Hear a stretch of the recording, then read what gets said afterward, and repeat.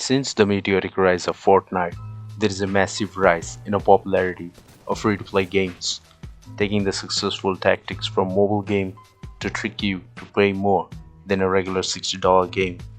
Hello guys, my name is Sid and let's discuss how monetization works in free-to-play games. This is the early stage of the game. The game has just released and players are trying it out for the first time. This is a fun part where we explore what game really has to offer and we discover its fun systems and mechanics.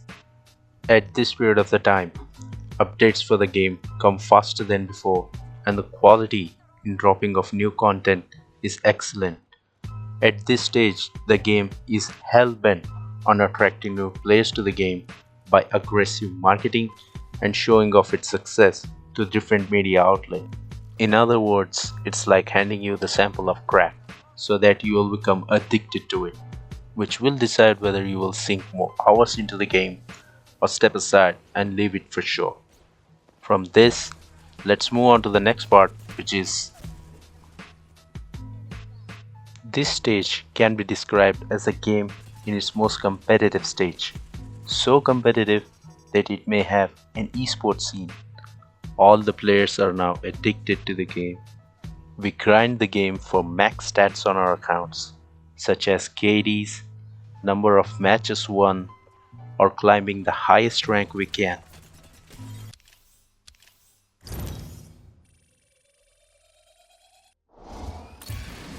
Check the score, kids. I ranked up.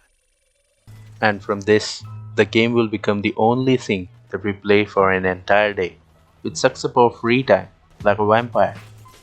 And now, the habit that we have acquired will soon turn into the final part known as if something becomes your new hobby, then you're most likely to spend money on that hobby.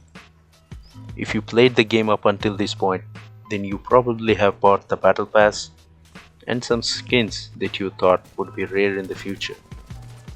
The game feels like it is moving at a snail's pace because the new content and updates will be slower than before, and the only way that we feel progression or achievement in the game is from buying skins.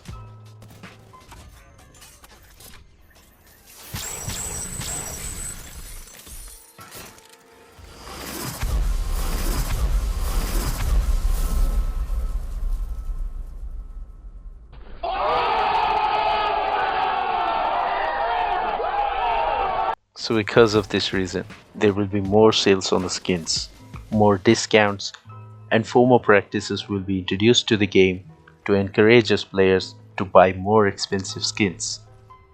At this point, it will be safe to say that the game is taking a route to appeal more towards the whales or wallet gamers and less towards us players.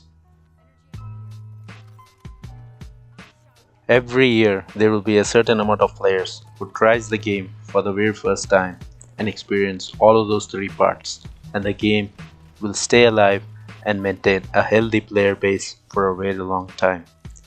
This free-to-play model has literally killed the single-player campaign experience. I mean, look at all these games. They develop awesome lore for all of these games, and yet no one attempts to make a good single-player campaign. The only reason that these games have lore is to sell you some skins for the game, and the only innovation that these games will attempt is on the single game mode that the game is based on. That's why all these games feel dead after a certain period of time.